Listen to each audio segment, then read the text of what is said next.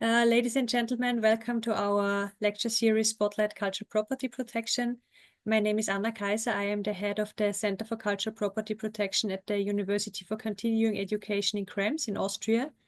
The center was founded in 2015, and since 2016, we host a lecture series on different topics regarding cultural property protection. And since this year, we celebrate the 70-year anniversary of the Hague Convention for the protection of cultural property in armed conflict. We have decided to dedicate our lecture series to this convention.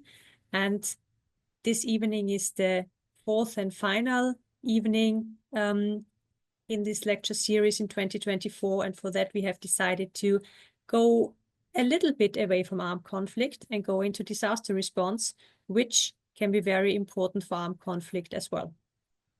I am honored to say that the 2024 lecture series takes place under the patronage of the Austrian UNESCO Commission and in close collaboration with esteemed colleagues and institutes from around the globe. The Curial Lab for the Conflict Observatory, the Austrian Armed Forces, the Office of Cultural Affairs of Liechtenstein, the Heidelberg Center for Cultural Heritage, the French Foreign Legion, Swansea University, the American University of Rome, and, most important for this evening, the Carabinieri Command for the Protection of Cultural Heritage and Yildiz Technical University in Istanbul. I'm especially honored to introduce this evening's chair, Professor Valerie Higgins from the American University of Rome, where she is Program Director for Sustainable Cultural Heritage.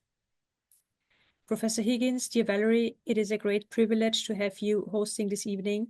And with that, I hand over to you and look forward to a great evening with our distinguished speakers.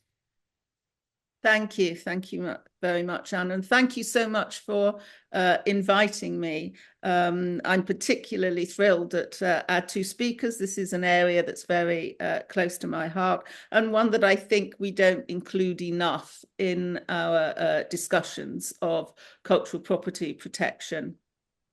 We're going to have our first speaker is going to be Dr. Zeynep Ünal, and I will introduce her, and then afterwards, I will introduce our second speaker, who's Maresciallo Maggiore Eugenio Borgese. And then at the end, we will have questions together for both speakers. So I begin with our first speaker, Professor Dr. Zeynep Ünal, is a faculty member of the Yildiz Technical University, Faculty of Architecture in Turkey. And she is an expert in the protection of cultural heritage and risk management in rapid onset disasters, conflict, and war. She's vice president of the International Scientific Committee on Risk Preparedness of ICOMOS, and also chairs the Crisis Monitoring and Response Working Group within ICOMOS. She's been involved in numerous international projects organized by ICOMOS, ICROM, and UNESCO, dealing with risk management, training, and field operations relating to protection of cultural heritage in the face of natural disasters and conflicts, and has also contributed to NATO units on civilian-military cooperation. And in recognition of her excellent work on this and on managing disaster risks to cultural heritage, she was awarded the 2023 World Monuments Fund Honor Award. She's participated in many national and international search and rescue and humanitarian aid operations, including Haiti, Urgis, Van, Albania, Izmir, and Kahramanmaraş, and also has participated in relief missions to the Balkan floods, and she continues to volunteer as an operational team member and trainer. So she has a wealth of experience, which she's going to bring to our discussion tonight. So Professor Zeynep Ünal, I give the floor to you. Thank you very much, Professor Valerie, and thank you very much to Anna for inviting me to this important event. I wish we could more in preventive measures for at least mitigating the effect of the disaster. Unfortunately, sometimes it's happening. And today I will talk about one of the biggest disaster for Turkey and all around that neighboring countries, and unfortunately change our tactical environment now. So I would like to share my screen.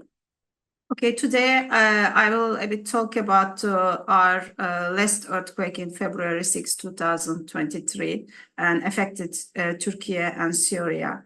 And I will talk about a bit the terminology, new disaster terminology, and I will talk about the earthquake impact on the cultural heritage and how the emergency response take place, and how the cultural property protection take place in turbulent times. So maybe if I can move here, can be helpful. Okay, I think I lost it, just a second. Yeah. In normal times, as you know, that many of us are working in a different area, and we are working in the heritage protection. And heritage protection for us is a risk management, because always some threats or the hazards, and we need to deal with that.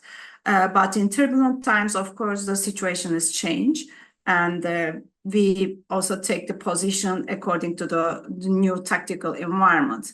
So one of the important things is in this phase is using the same terminology, because country to country and from culture to culture, basic terminology related with describing the disaster is changing. In some countries, when they say catastrophe, it means that they are losing the 5-6 last building is catastrophe for them. But if we look at the terminology for United Nations system, and the catastrophe or the disaster has a different definition. Therefore, I would like to underline that when I talk about today, I will use the United Nations Office for Disaster Risk Reduction terminology. So, and definition of the cultural heritage is, of course, is changed from place to place, but probably as you follow that, International Criminal Court also recently changed, give the new definition from cultural property protection and the wider perspective to cultural heritage. So when we talk about cultural heritage and how it's affected, it means that the movable, immovable, and underwater, and intangible and all natural heritage are means.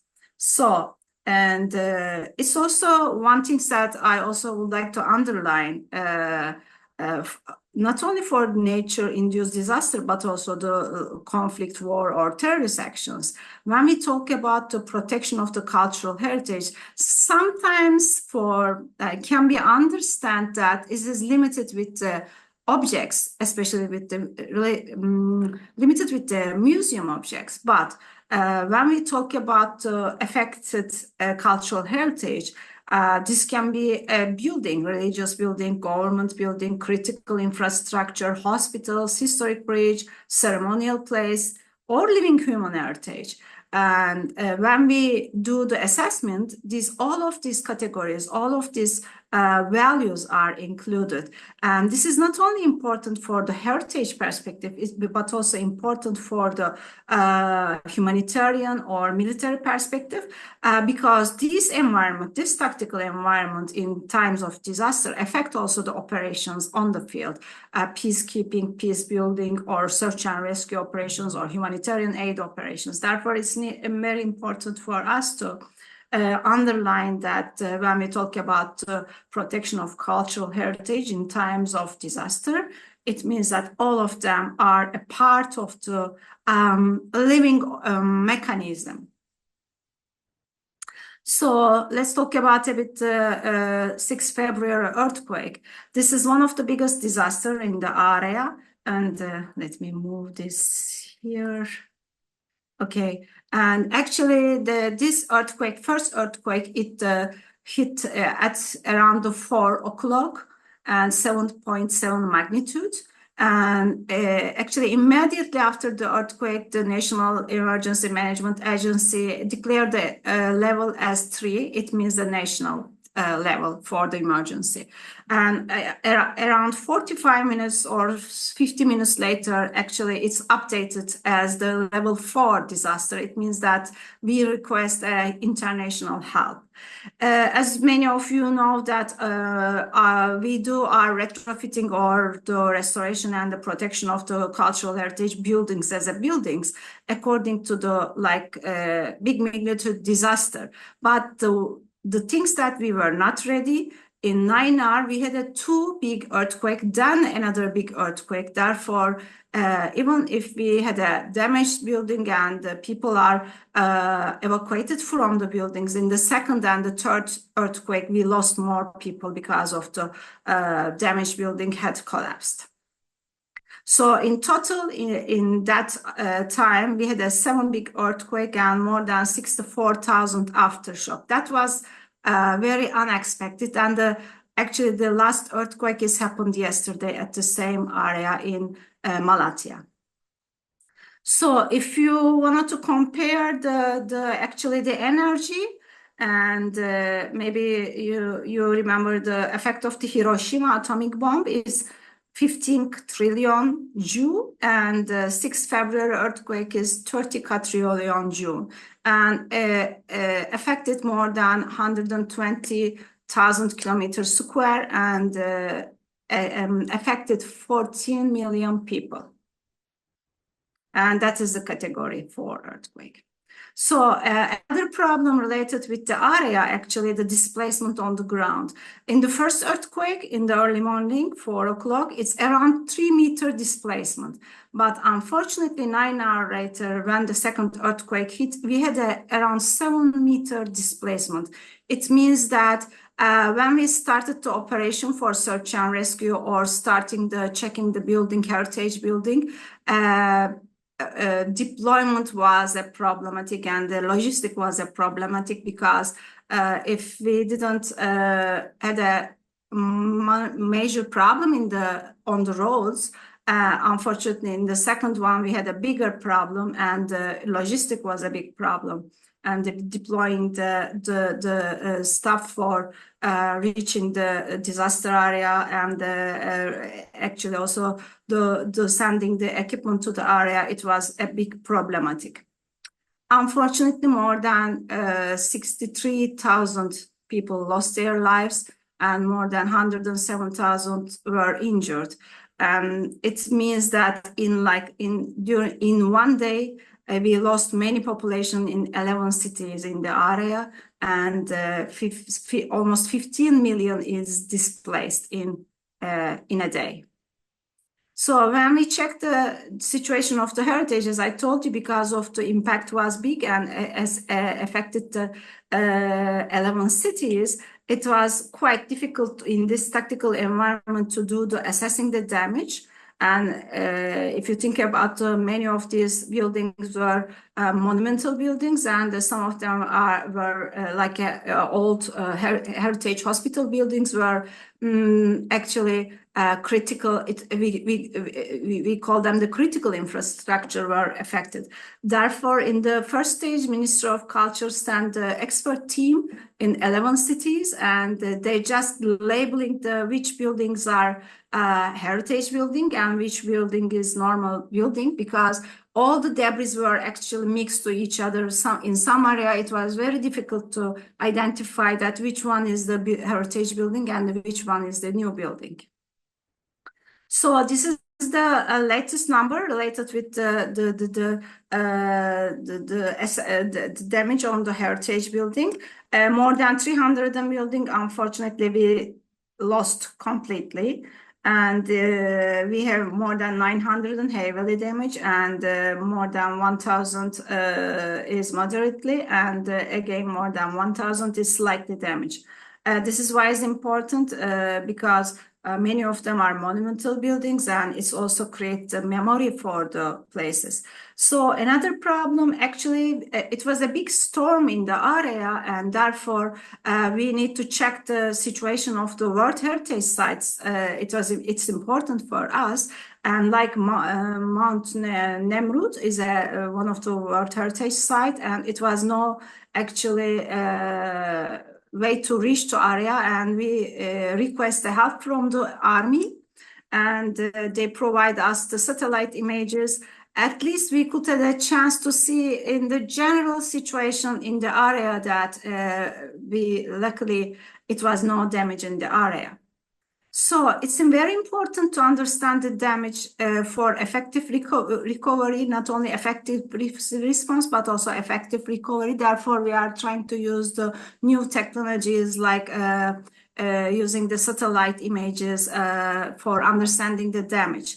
So as you know that we all use the same the disaster risk management wheels, but I think the most important part right now for us to understand what is going on during the emergency phase, because when you see the real situation on site, you can do the better preparation just after, and again you can do before the next disaster. That is therefore is very important. And how we work in the field, I can shortly explain that. We have an agreement with one of the National Search and Rescue Group as ICOMOS E-Corp, and also these members of the search and rescue groups are actually, most of them are academicians at the university, and also they are member of the ICOMOS E-Corp Risk Preparedness Committee. Therefore, they are already deployed to the area for urban search and rescue. As soon as this team finished their job for urban search and rescue, they moved to the area with the request of the government to check the situation of the heritage buildings. As you can see, the situation in there before they opened the roads and before they removed the debris, the situation was like that. And after that, Yildiz Technical University involved the operation, and we start to do the first documentation.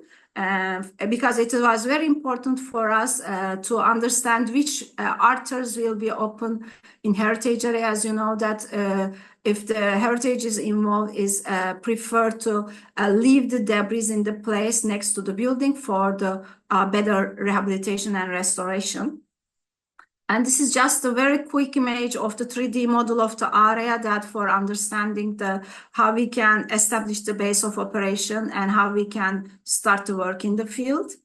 So these are some images that, as you can see, just only the main artery a bit is open in here. And if you can see my mouse, and most of the buildings in heritage texture is mostly damaged, and most of the arteries were closed. So this is a couple of weeks after the disaster, then we start to do the flying guard runs for 3D modeling. This is in summer. Last summer is 3 or 4 months after the disaster. As you can see, the same area, how it's changing. Now today it looks like that. I would like to underline that why it's very important to be on the site, because as you can see that the situation is like that when you just arrive to there, and the situation is like this a couple of months later. And if you do your mitigation plan, prevention plan according to this situation, as probably you will have more problem and next disaster. It's always important to be on the site to do the proper documentation. So if we say it's a two-phase actually in the heritage area is why it's important, because when we talk about the heritage, it means that they are in there for a long time. Even this area is a very disaster-prone area.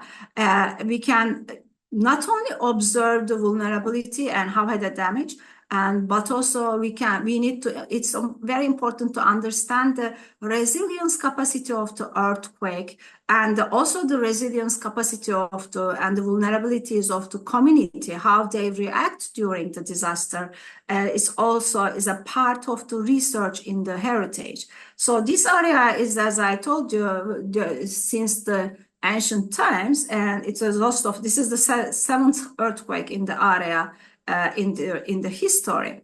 The problem is that the affected area is because of the 11 cities affected. Unfortunately, different construction types, different construction techniques, and like mud brick or stone construction or the wood construction. Therefore, it is very important to understand the tactical environment, that when you respond to heritage and when you respond to the communities, and it's all different kind of the texture, different kind of the buildings, if the 11 different settlement is affected.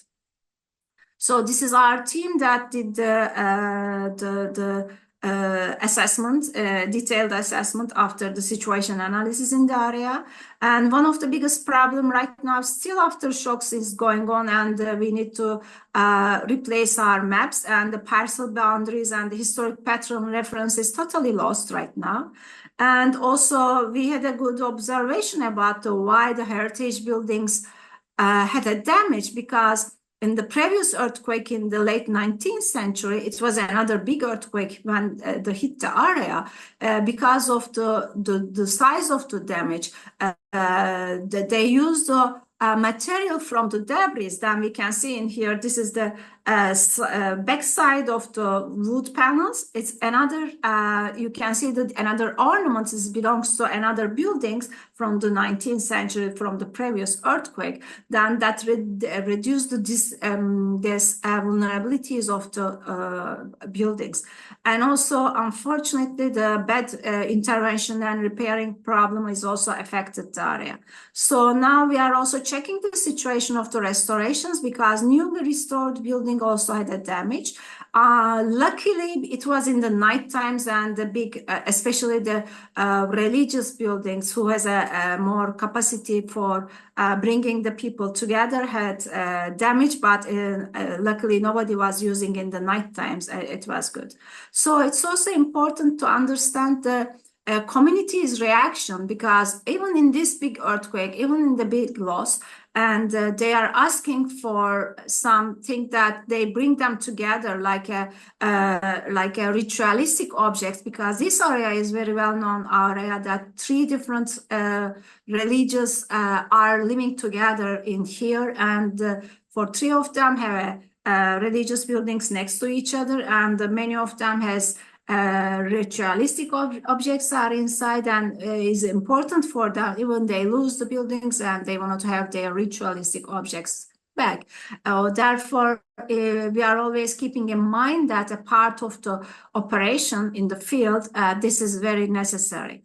So it's another problem, as I told you, all the mix of the debris is important for understanding the how we can design our response operation in the area, both search and rescue and both to intervention to heritage building, because of the construction types are very different. So another important things that we know, that the 21st century is many problems is continue and will continue to rise the climate change effect. This area is a very hot area, and the temperature is very high in the summer times. Therefore, since the ancient times, since the Roman period, they have a huge underground tunnels for protecting the water. So in this time, because of the earthquake, entrance of these tunnels are totally out of use, and when we remove the debris, we needed to be very careful about not give more damage to the underground ancient water system, because even in emergency times in this earthquake, we use that ancient water system in the undamaged ones. So it's also another thing that now we are putting in our agenda, and we are putting our documentation, not losing the link between tangible and intangible, because lots of craftsmanship takes place in the heritage buildings. And when we are doing the assessing the damage, we are also checking the situation of the people who are doing their performance, like craftsmanship in that buildings, that in the future we need to keep the same link together at the same place. It's also important to understand that, as you can see, that this is one of the biggest mosaics in this area. That is from the ancient period, one of the ancient period, Roman period disaster. And as you can see from the wave, and this is it shows the wave of the earthquake in that period. Now, if you look at the right down corner, you can see the trace of the new earthquake, recent earthquake. It's also given damage to the archaeological site. Therefore, we are keeping in mind that when we go for the assessing the situation, is variety of the heritage is very important to understand for us, that how they are affected. So what is the problem if we resume? Time pressure right now, management of the homecoming process for the people who move from the area, they wanted to come back, and the protection of the tangible and intangible heritage in this period is very key elements for the rehabilitation. And the priorities and actions in intervention is post-trauma recovery is important, but when we talk about one settlement or one city is one thing, and talk about 11 cities is different situation. And the evaluation of post-disaster field data as an input to the heritage recovery plans is important. And heritage of those longer among us, especially, we had a big loss right now, 60,000 people, and many of them, actually, one of the buildings, all of the buildings owner passed away, and we need to think about that, how we will do the next step, because they are not in there anymore. And newly discovered archaeological site, because many of the cities as a multi-layer. And now, when we remove the debris, we discover some new archaeological sites, and the ownership will be a problem and we need to be on the subject. And now we are working on the new frameworks in projects and the implementation system for protection of the heritage. And it's also now we have a problem with, or we need to think about the material and the craftsmanship, because of the size of the affected area. We need to prepare ourselves for the material, and the craftsmanship is it's actually not available for all cities, and we need to define the priorities for that. So what are the critical issues for us when we figure out that in this biggest earthquake? We have more gray zones and foggy vision if this big scale earthquake. And we know that still we have no place as heritage in cluster system for the United Nations system. And the ethic in working in disaster area is still actually need to be worked on, because we are all of this area was very close to the border.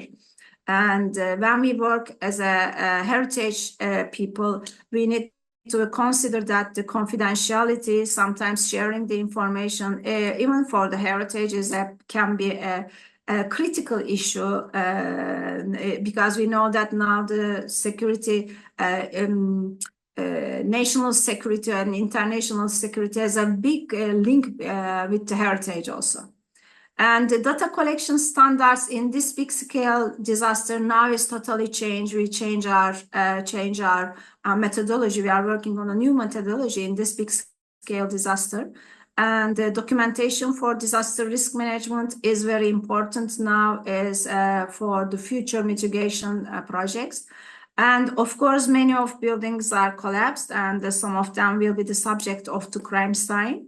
And therefore, collecting evidence is very important in this kind of problem. Not only natural heritage, but right now we are also working in Ukraine and in many war zone or the conflict zone. As a heritage expert, it's very important for us to understand when we collect distraction evidence can be used in the future as a evidence for some crime. And the confidentiality, as I said, is another big problem. So, and now we have, of course, the new questions after this kind of big disaster, when we need to respond to heritage. And what is our task description? Who will be the team team composition? And how the trained team logistically have a capacity to reaching the site, how we will collaborate with especially like the groups that they already have that capacity for the logistic for reaching the site, like army, like search and rescue groups, how we can share that capacity, how we create our standard or how we change our standard operation procedures, and how we will do the communication. In this big scale disaster, communication is a big problem also. So as you know that human rescue, we have an INSARAG, and the USAR teams are work under this. And for emergency medical, World Health Organization and emergency medical teams. But heritage in emergency, we still have some gaps. Now they are asking more and more heritage experts in disaster areas that, so we need to have an answer for that. As I always want to underline this is there is no place for the heritage in the cluster system. It creates a problem because we do not know how to work together. Now we are more and more engaged to work together in the field with the other organizations and the cluster system. But I hope that in the close future, cultural heritage can be also the one of the part of that. And of course, it's another issue that we need to change in the how we can prepare the incident report for the heritage site, because our reports are more basically actually the focus on only that to damage. And it's also we need to work on these kind of items one by one. And also for heritage experts is really need to understand the experts that what is the emergency's characteristic, because we usually work on the environment that slow onset disaster when the emergency time comes, and many of us are not ready to work in this kind of environment. So therefore, when we are working on the risk preparedness, is one thing, and we need to understand the distinguish between the risk preparedness and emergency preparedness. That disaster give us a big actually give us a new vision for understanding the we also need to be more prepare ourselves for emergency situation. So we know that this kind of situation, oops, sorry, I need to come back here, but I need to maybe remove this and come back to here. And the disaster risk management system always need to be cover each other. If you do not have a good site management, heritage site management system, and even if you have a good site management system and you need to be a part of the disaster risk management for cultural heritage system, then you need to be a part of the national disaster risk management plan. And of course, for the big disaster or the disaster has no border, sometimes as we see in the COVID and in some flood disasters and in the war situation, the conflict situation, and we need to be a part of the global strategies. So right now is many things is changing. This is one of the good example that, as you know, that the INSARAG, International Search and Rescue Advisory Group, approached to UNESCO, ICROM, and as a part of the e-commerce, eCorp Turkey was involved this, and they ask that how they can do their improve their tactical, or they say actually operational environment in times of disaster after the 19 the damage, and search and rescue operations took in that area. It was a bit difficult because of the construction system, but because of the communities' sensitivities in the area. And therefore, INSARAG turned to heritage organizations that how we can do the urban search and rescue at heritage sites. And then the guidance note is prepared. And in 2020, you can see that this guidance is actually approved and released, and you can see that many things is changing there. So we are still working in a many places, Ukraine, Sudan, Palestine, and we are working in the area that for doing the assessment. And we continue to do the train the heritage experts to working in the site. And this is one of the latest example that in Kahramanmaraş, a year after the disaster, we trained our heritage expert to working in this new environment is the biggest disaster. And I just want to give a very short example, small example. During the Albanian earthquake, I was also involved that operation as a heritage person. When we finalized the search and rescue operation, our colleagues asked us to check the situation of the heritage areas, that they had some suspicion about the situation of the heritage. And as you know that for the army, for the search and rescue groups, in times of any different kind of disaster, its logistic is more easier than you can reach easily to the site. This is just after the disaster in the area that we respond their request as soon as we finalized our work. We just had a chance to reach the area and to check the situation. In there, as you can see that this kind of, it looks like a very small things, but it's very important that, as you can see that one of the defense walls, a part of the defense wall was collapsed. Even to share with them immediately the situation, they can do the very early intervention easily. And this kind of thing is very helpful while you are in there, if you know the area, if you know the location, and if you have a chance to do this kind of things, is very important. But it's only you can do this when you have a good relationship, and if you have a joint training in silent times, and you can do that. I would like to finalize by showing one of the exercise that it took in Italy a couple years ago.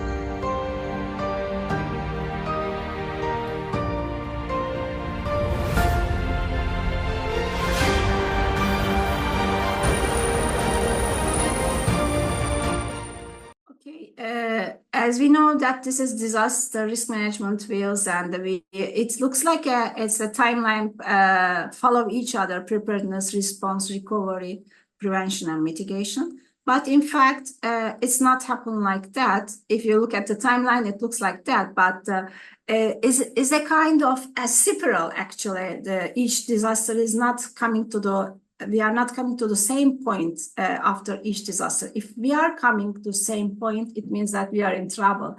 This pitch between two disasters is our experience. As much as information that we gather, as much as we do the collaboration, the different entities, different organizations, and we will have more close to the early recovery and better post-trauma recovery subjects.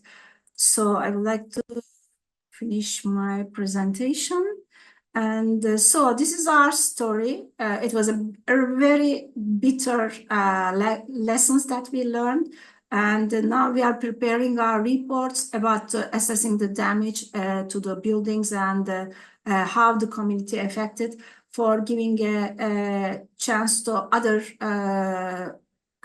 countries that by using the experience and the lessons that we learned from here, and they can also apply to their system, that in this kind of big massive disaster, how we can collaborate. And thank you very much. Thank you, Zeynep. Thank you for sharing your very broad and obviously, very distressing experience as well. But, if we can make it available to other people to help them in these situations, that is the best possible response. I'd like to turn now to our second speaker, Maresciallo Maggiore Eugenio Borgese, who is a warrant officer of the Italian Carabinieri, and he works for the TPC. And the TPC is the Command for the Protection of Cultural Heritage. It's often colloquially known as the Art and Antiquities Squad. It's the same group of people. And he is currently assigned to the Training and Studies Unit of the TPC. But he's had a wide range of experience in his career. For 10 years, he served across Italy, working in different station commands. And those of us in Italy who live in Italy are very familiar with this, with the Carabinieri station that acts as an initial point of contact for citizens. And then in 2007, he was appointed as liaison officer at the Joint Intelligence and Operations Center in Pristina in Kosovo as part of the NATO KFOR mission. And he had a 5-year tenure as an IT specialist at the Carabinieri headquarters, and then transitioned in 2012 into the Carabinieri TPC. And since 2016, he's been one of the first members of the Blue Helmets of Culture and has had several periods of international experience. Just to explain for our attendees today who may not be so familiar with the TPC, this is a specialized unit within the Carabinieri Command for the Protection of Cultural Heritage, which was established in 1969, and it comes under the functional control of the Minister of Culture, and it's solely responsible for safeguarding cultural property. And so that includes preventing crimes against cultural heritage, and then when they take place, investigating them, particularly trafficking, counterfeiting, and clandestine excavations. And they work both domestically and internationally. And in addition to this, the TPC takes part in civil protection. And as a member of the Blue Helmets of Culture, the TPC responds to crisis situations such as conflicts or national disasters by securing and transporting artworks and coordinating with other forces to identify safe storage locations and supporting local authorities. Since the formation of the Blue Helmets in 2016, the unit has recovered over 30,000 works of art at risk, particularly following earthquakes in central Italy in 2016. and they've developed a very successful way of working, which has led to this model being adopted by other countries. So I welcome as our second speaker, Maresciallo Borgese, and the floor is yours, sir. Thank you, Valerie, for your amazing presentation. Good evening to everyone. I will now try to share my screen. So good morning, everyone. Good evening, sorry, everyone. And as Valerie said, I'm a warrant officer of Eugenio Borgese, and I work for the Training and Studies Unit of the Carabinieri TPC, the Carabinieri for the Protection of Cultural Heritage in Italy. And first of all, I would like to thank Krems University for having me and making this international event happen, and all of you, all the participants, for your attention. I will now give you a brief overview of our command and what we are, what we do, and what are our experience about this important matter. So just a few words of introduction. In Italy, we have 4 different police forces. It could be redundant, I know, but if you think that before 2017, we were 5, and the Forestale Corps has been merged into the Carabinieri, and the Carabinieri Corps is actually one of the 4 police forces. And the Carabinieri Corps is a law enforcement and also a military force. We are actually the 4th Italian armed force after the Army, the Navy, and the Air Force. And now our general HQ is divided in different branches, and the mobile and specialized branch is the one from which the TPC depends. And so, as Valerie said, the Carabinieri Command for the Protection of Cultural Heritage was set up in 1969. So it was 1 year before the UNESCO Convention of 1917, which UNESCO invited all the member states to create a specific police service in order to protect cultural heritage. And functionally, we depend from the Ministry of Culture, just for our tasks, but hierarchically, we are under the Ministry of Defense and also Ministry of Interiors for the police tasks. This is our organization all over Italy. We have 17 units. And more or less in every region, we have a small one. In Rome, we have the HQ with the staff offices and also the operational department that have these 4 sections that you can see here. The cyber and security section is a new one, just developed this year. And the important fact that we have to say that is that we are only dealing with cultural heritage crimes, and we are 300, more or less, more than 300 police officers all over Italy, just dealing with cultural heritage crimes. I know that it can sound too much, or maybe a very huge number, but just remember that we have 55 years of experience. And at the very first, we were just less than 20 people working on this. We also have officers in these 4 important organizations all over the world, international important organizations, UNESCO, Interpol, External Action Service in the EU, and EWAM Iraq mission, actually in Iraq. These are the numbers of our results from 1969, a very huge numbers growing continuously.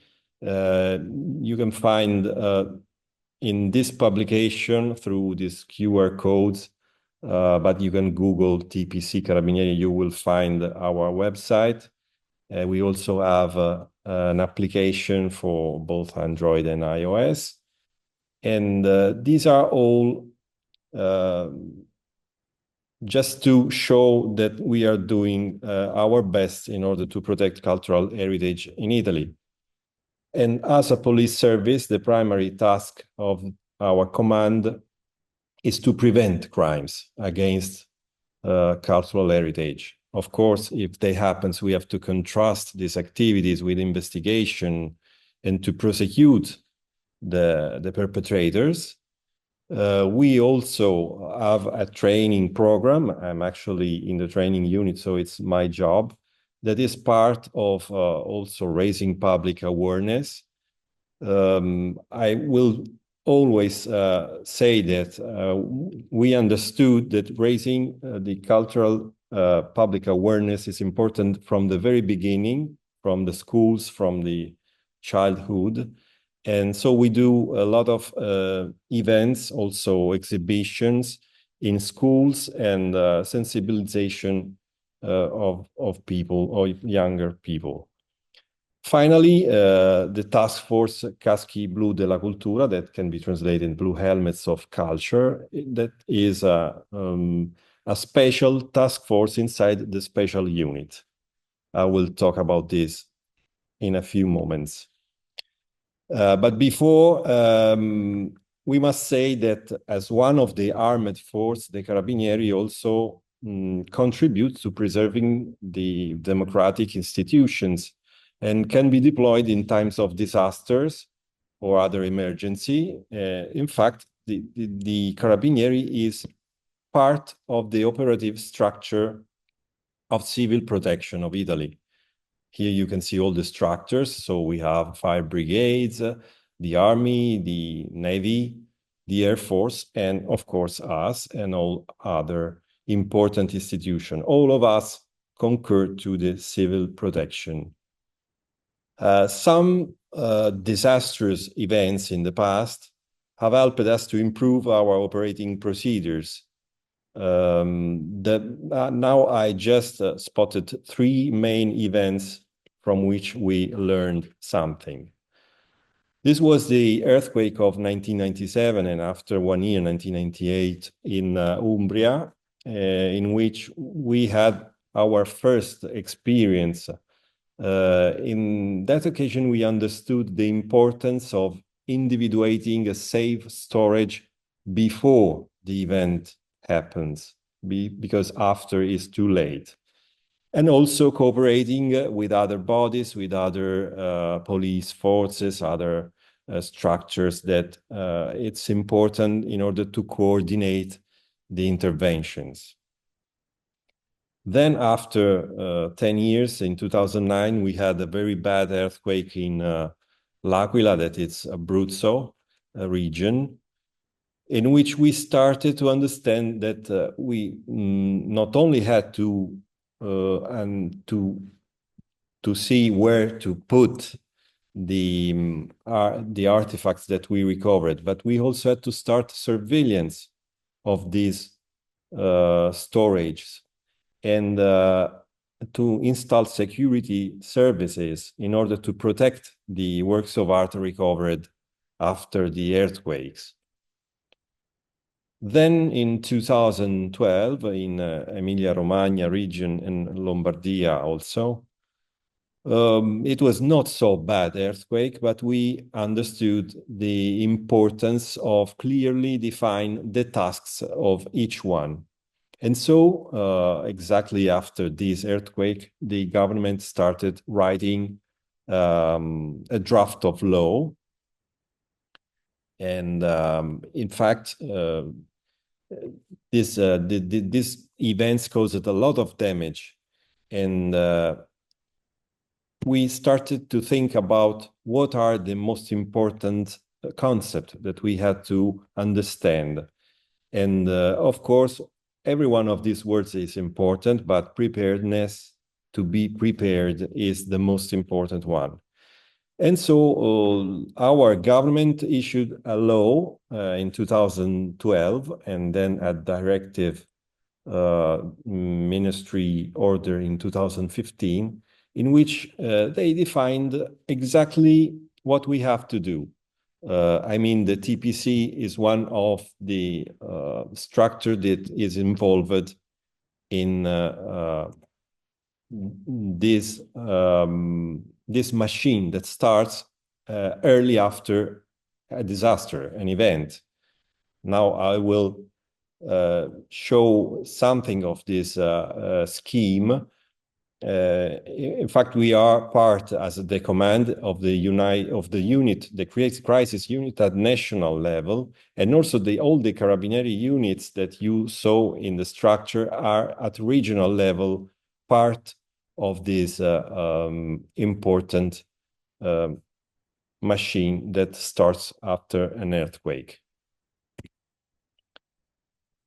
The UCCN, it's a national crisis unit, in fact supports the Secretary General of the Ministry of Culture in the emergency management, while the UCCR, that is regional crisis unit, is part of the local intervenence.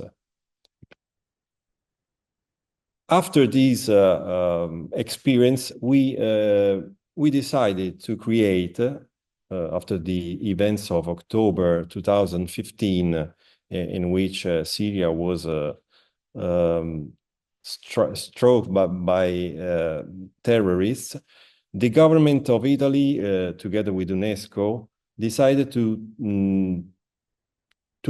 put an initiative to accept the Unite for Heritage initiative and set up a special task force created composed by the Carabinieri TPC personnel and also the Ministry of Cultural experts that has to be ready to deploy. And in fact, in 16th of February 2016, the Blue Helmets of Culture, before formerly called the Unite for Heritage unit, that the name has been changed after political changes in Italy, that we change governments more or less every 2 years. So we changed the name in Caschi Blu della Cultura, but the meaning is more or less the same. And so we created this special task force. So, as I said, this unit is not only formed from the Carabinieri TPC, but also from civilian experts from the Ministry of Culture.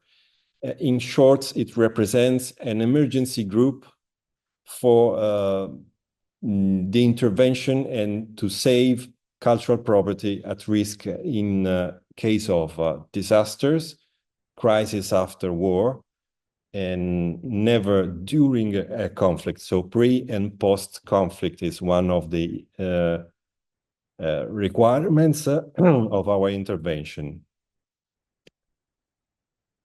The two components can also work alone, but the best of our joint venture is to work together. In fact, when we work alone, we also have to choose which are the scenarios in which we are engaging. And in case of missions abroad, the Carabinieri has the lead of the mission because of the force protection need. And when we are in Italy, the Ministry of Culture is always leading the missions. So the experience of the 2016 earthquake, the biggest one and the first one after we were set up as Blue Helmets of Culture, was in August and lasted also till October because we had several shakes of the earthquake. We immediately started intervening after 6 or 7 hours from the first shake, and the machine started immediately with the good coordination provided by the law that I previously mentioned. We started monitoring the areas affected by the earthquake and to gather information in order to plan the action strategy. one of the most important things that we have to remember is that before we had to save human lives. So our intervention was very hard at the beginning because there were still people under the ruins. And we know that cultural property is a priority, but human life is, of course, the first one of our priorities. So we started setting up tents in which the artifacts have been deposited. Of course, it was a provisional deposit. And also the military, the army helped us because of the civil protection structure they are into this machine. And they used their weapon storage in order to protect the cultural heritage artifacts recovered by us. This is what I said, we had to be prepared. And when you start preparing shelters after the earthquake, you need time, and we don't have time to do this. So this was, for example, a person that found some artifacts and he decided to use his house to recover the artifacts. Of course, he called us immediately, and we allowed him to protect the artifacts at the very first moment. We also used our database, that is one of our tools, in order to catalog and to check about all the artifacts that we found in the intervention.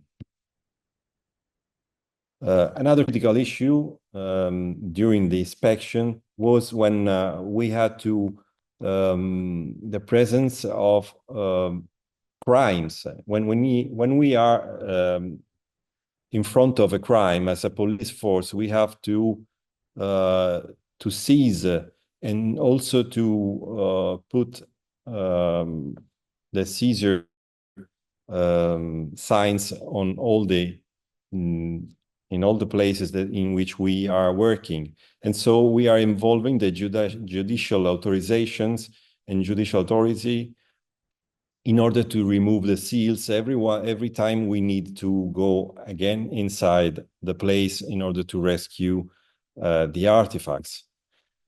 Another key point, it was the quickness in response. Here you can see some pictures of different timings, different moments of the same church, that after the first earthquake, after the first strike was still 90% in this shape, but after the second one started to collapse, and after a few months it was more or less all destroyed. So the quickness in response is a key point. It is always essential to have the presence of fire brigade. Fire department is a crucial part of the intervention, because they have to give us the green light in order to proceed in safety. In fact, in Amatrice, one of the worst cities who had the worst damages, we had to wait for the intervention of the fire brigade in order to have access to the places in which we had to rescue the artifacts. Now I will show you some pictures of our interventions quickly, because we are running out of time. And in every one of these, we had to fill in these forms that you cannot see very well. This is a form in which we have to put every data of every artifact and cataloging everything in order to check it on the databases, and also to start restoration of the artifacts together with the Ministry of Culture civil experts at the very beginning, because when we put these artifacts in the shelters, we don't know after how many months or years we can see it again. And so we have to do a kind of first aid maneuver in order to preserve the artifacts. Of course, during the transportation, we need assistance because we don't have so many and big vehicles. And we had to ask for volunteers and also the army and every structure that could help in order to have all the vehicles and all the means that we needed. We just provided the escort from the places where we recovered the artifacts to the shelters that we had. And they were 4, one for each region stricken by the earthquake in order to reduce time of the travel. These are the 4 storage that we organize in a very short time.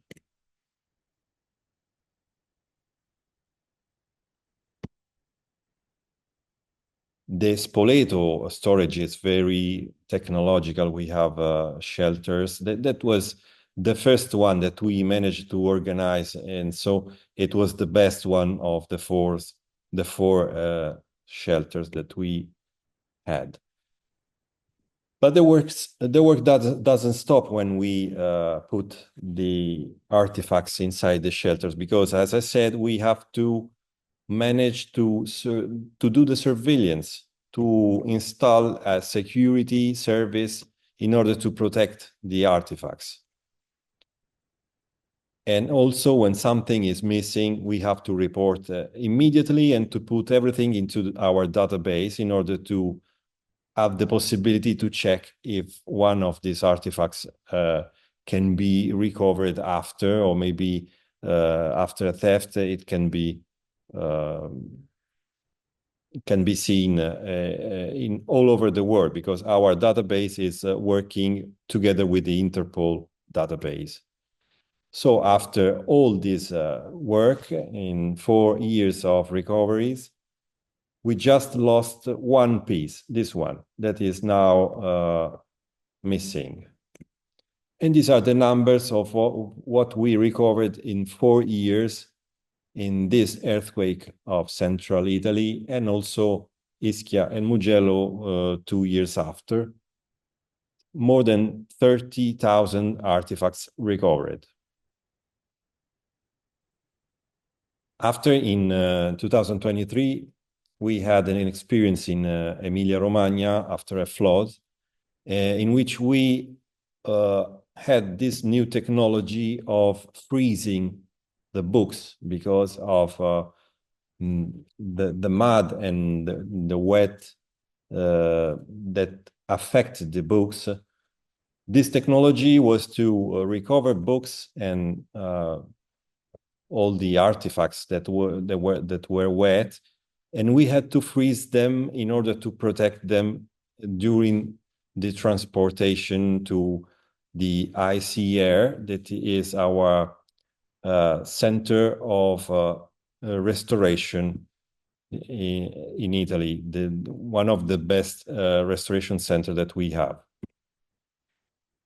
And so the Blue Helmets of Culture equipment store, in which we have all the materials that we take when we have an emergency.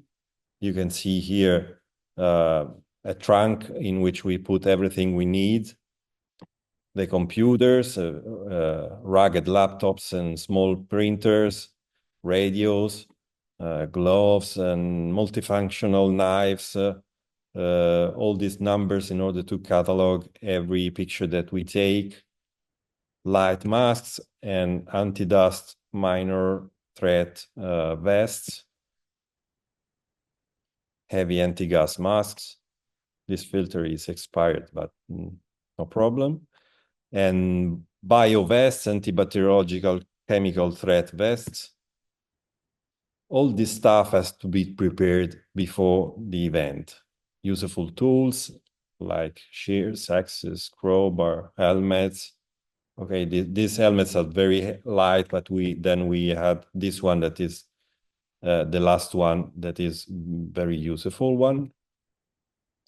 Laser meters, night vision, telescope, GPS, everything that we need, it's useful. This is a very powerful power bank that can store more or less 3 kilowatts, very useful one.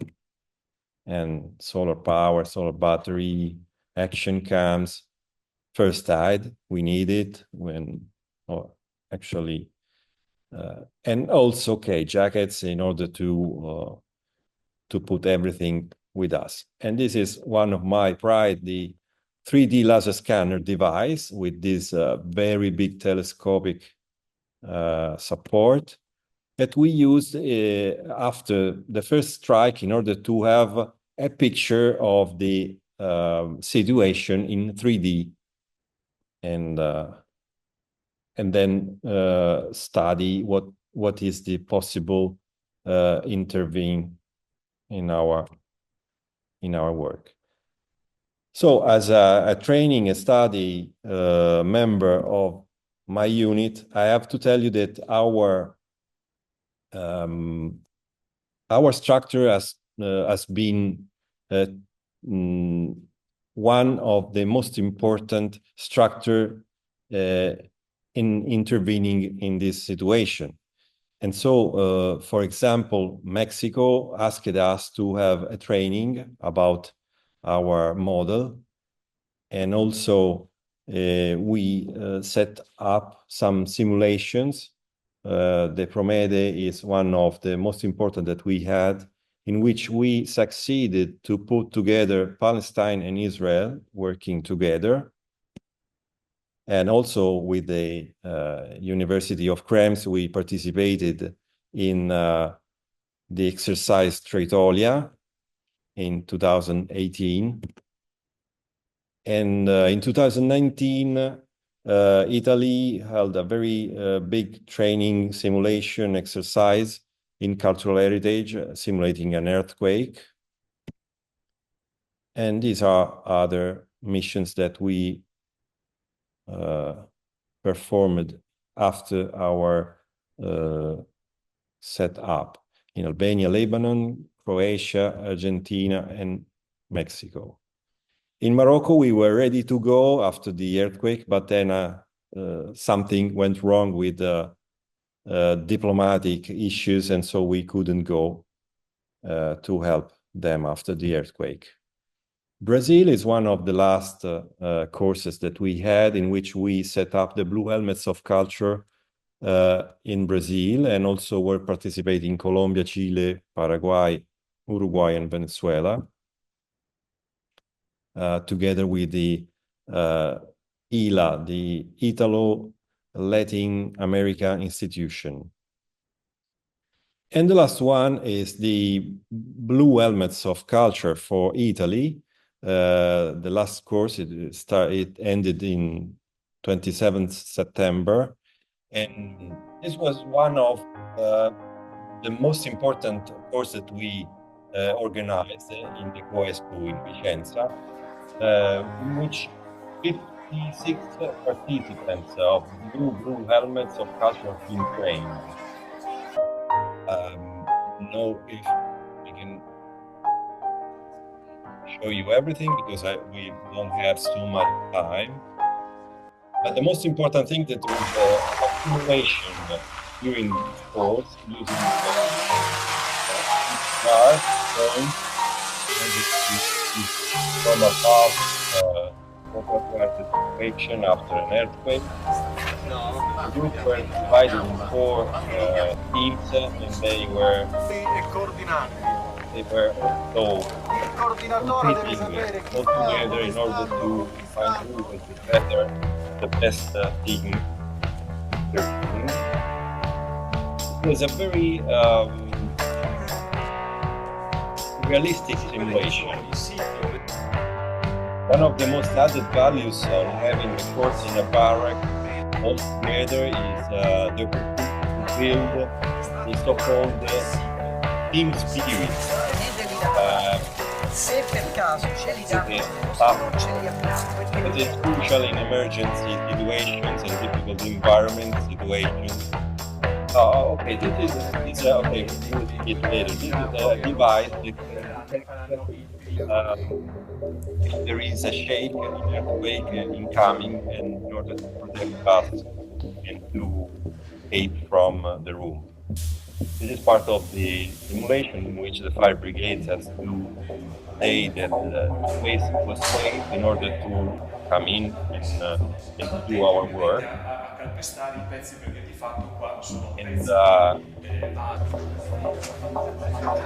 we also simulated a shake after. You will see now a shake during the intervening.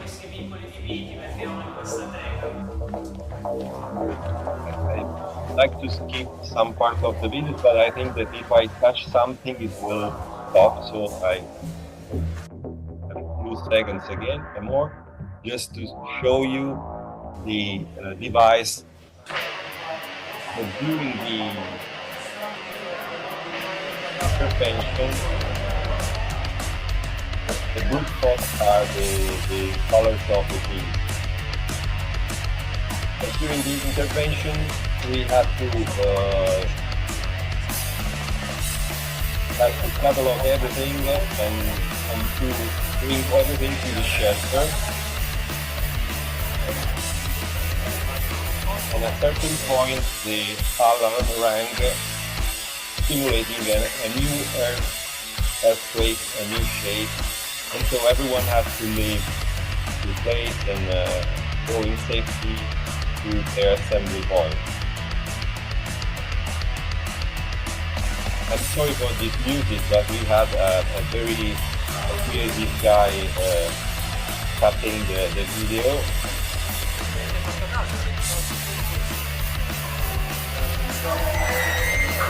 The sound of the alarm, and earthquake coming. And of course, everyone has to leave safety. Here, the blue jackets are the Chileans, and the other one uniform are from the team.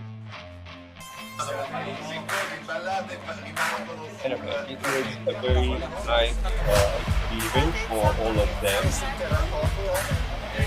We are more than 100 elements of culture active in order to intervene for the next open.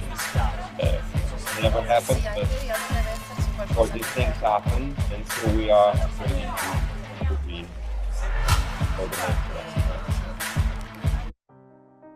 Thank you, everyone. This concludes my briefing, and I'm ready if you have questions. So thank you both very much for giving us two different kind of perspectives on our topic this evening. We have a number of questions come in. So my first question that I have is to Zeynep from Daniela, who says, where do communication plans fit into disaster risk management, and has misinformation affected your work? It's a very good question, actually.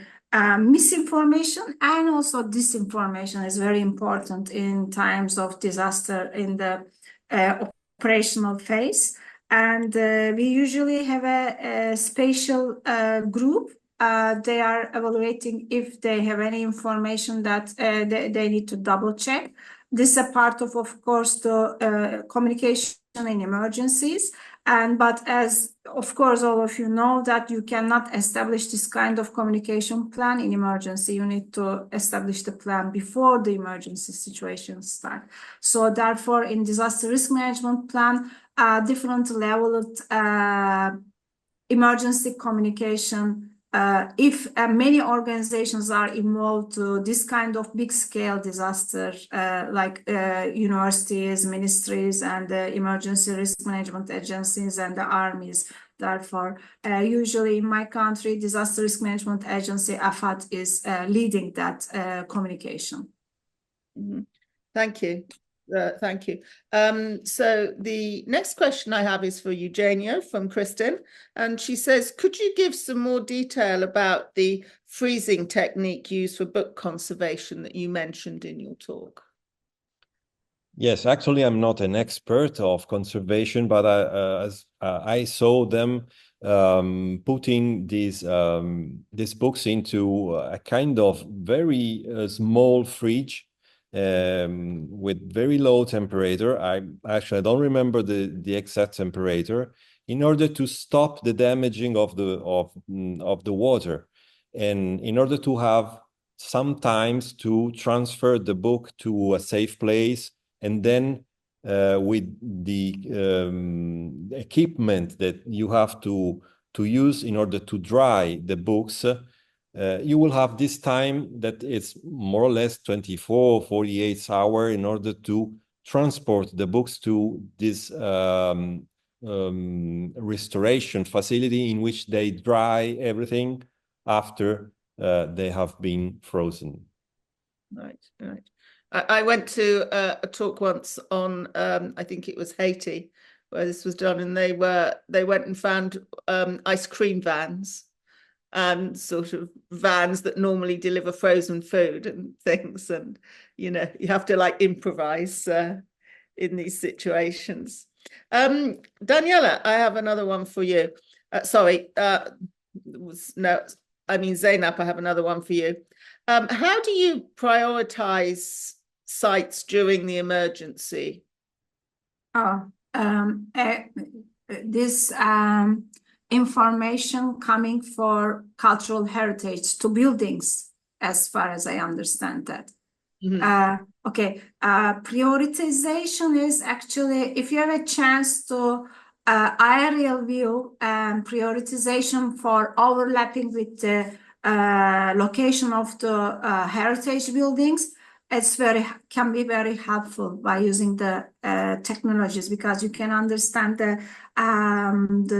situation of the building. But another things, if you are on the search and rescue phase, and the prioritization is the rescue the victim, if the heritage building is the subject of the human rescue, also prioritization is going to there, and is also always is a good to have a engineer, construction engineer, who knows the mechanism of the heritage, the collapse mechanism of the heritage buildings, is really helpful for giving a speed to the search and rescue operations for human rescue.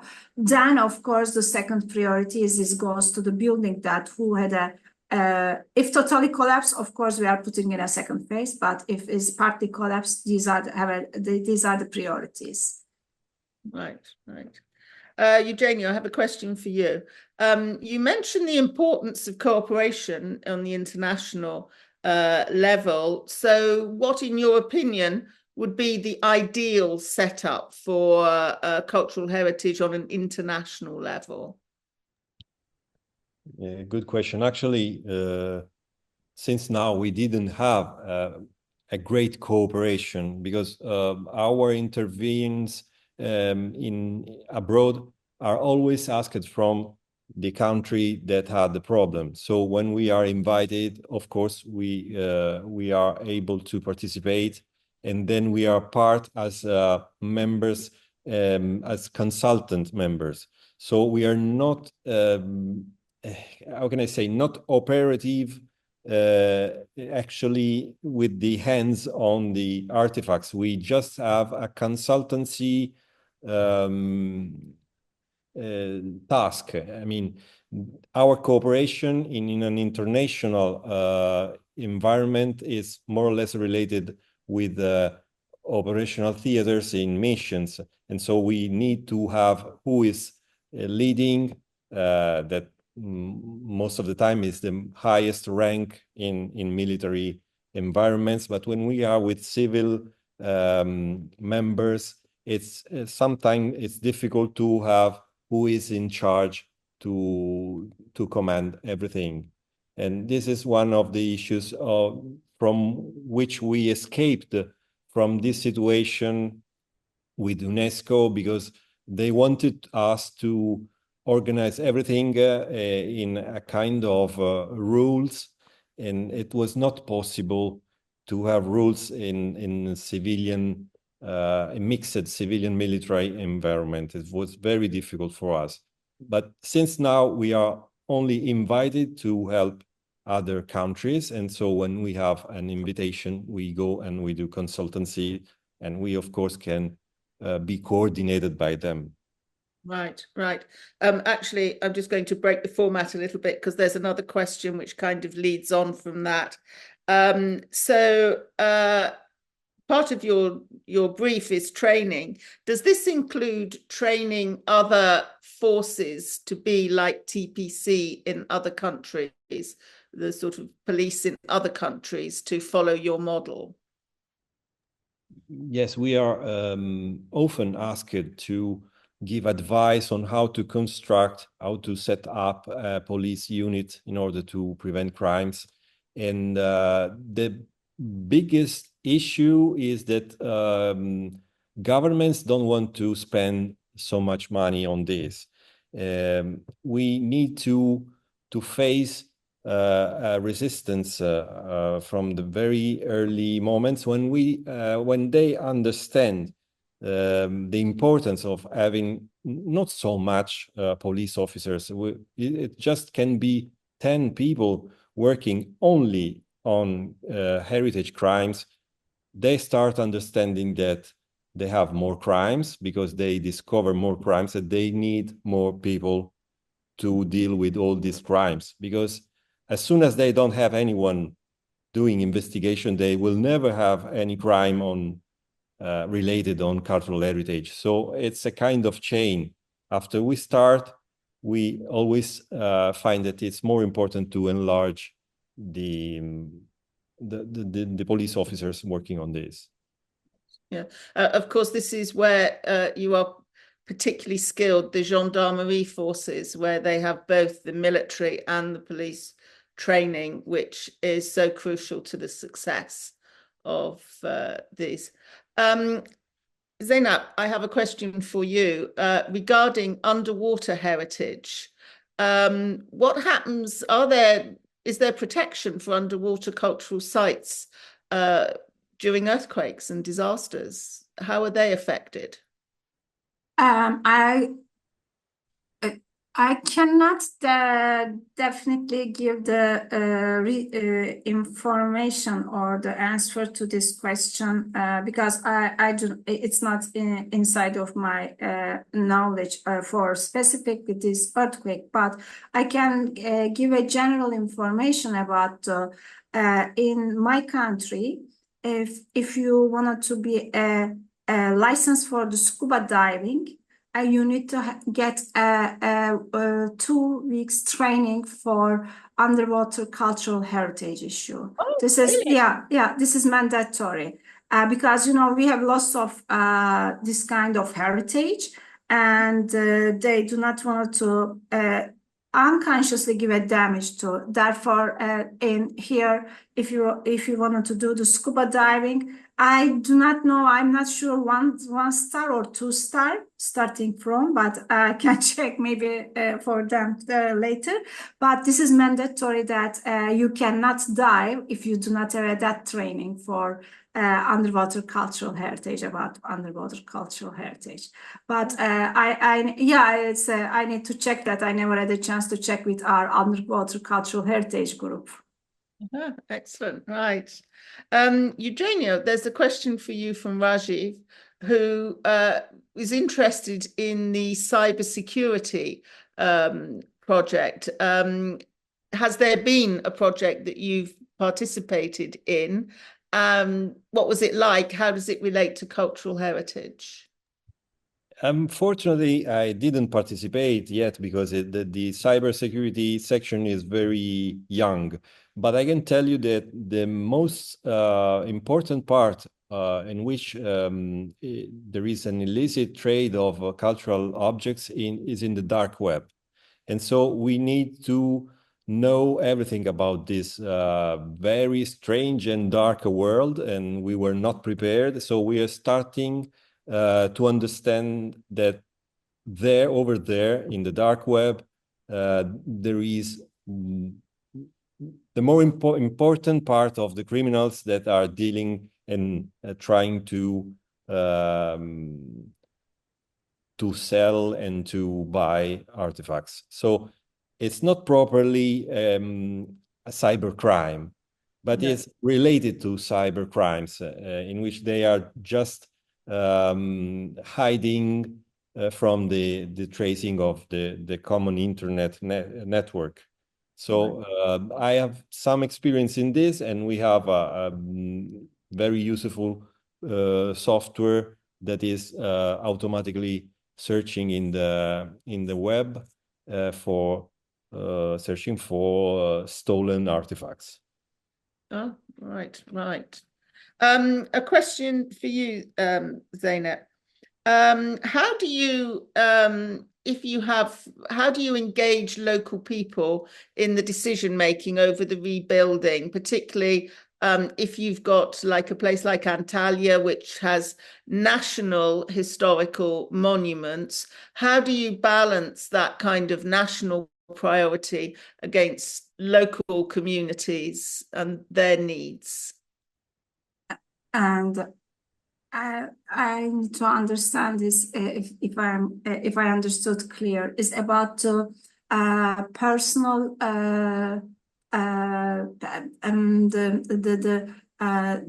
related with the heritage belongs to the people, and or the heritage belongs to the it is. It is actually specifically for this earthquake is quite difficult because of the size of the area of the heritage, because it's always easy to find a financial support for the monumental buildings because they have their own system, but it is quite difficult for the individuals repairing the individuals building houses. And it's also another problem that, especially for some part like in Hatay, is one of the important multi-layered area.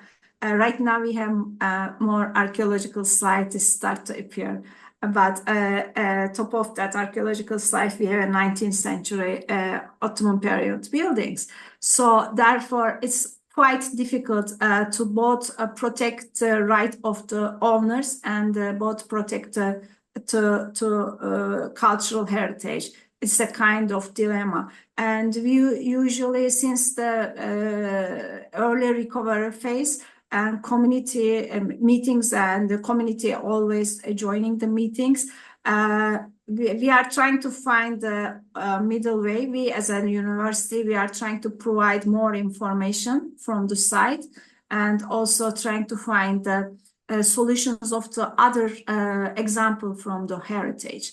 So, and that is how we are trying to deal with. But very soon, actually, we start to establish our report related with our work, and this can be helpful that how we face the problem and how we are making progress on that. Right. The next question is for Eugenio from Ethan, and he says, if you don't have a facility nearby, how do you choose a site to store items in the meantime? As an Italian, we are very good with improvisation, and so every place is good. I mean, it has to be safe. It has to be not affected by the earthquake, because of course if it collapses it's all unusable. And so I said some of the weapons storage of the military are good. For example, we used it in the last one.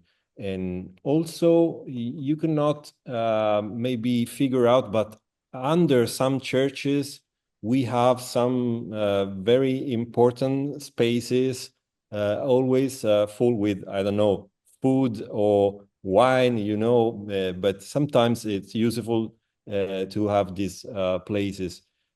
But again, we need to prepare it before, because of course there must have a plan, in order to have something nearer than 50 kilometers, not more than 50 kilometers from everywhere. We need it because otherwise you will save a lot of important time, otherwise wasted in order to figure out where to put things. Mm-hmm.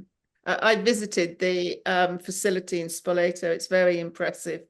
And I think what's most impressive is that they built this and kind of waited 10 years for it to be used, but knew that it would be needed. And as you say, when you need it right away. So it was impressive. Zeynep, I've got a question for you from Rajdi. Yeah, sure.